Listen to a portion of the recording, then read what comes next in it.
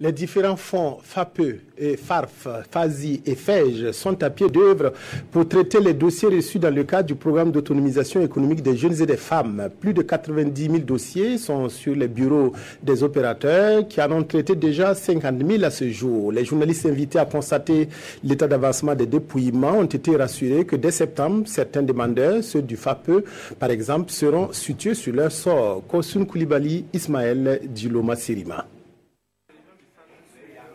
Un mois après la réception des dossiers, place au traitement des demandes de financement du programme d'autonomisation économique des jeunes et des femmes.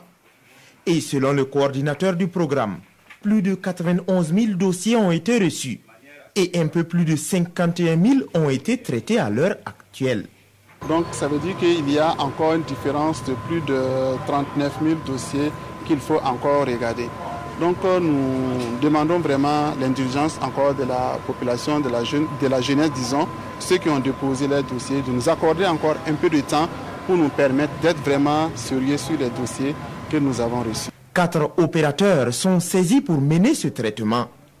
Au niveau du FAPE, le Fonds d'appui à la promotion de l'emploi, 3 720 dossiers ont été réceptionnés.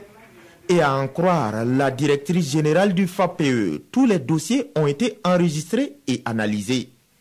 Les agents commis à la tâche s'attellent à présent à l'intégration des informations dans une base de données conçue spécialement pour le programme.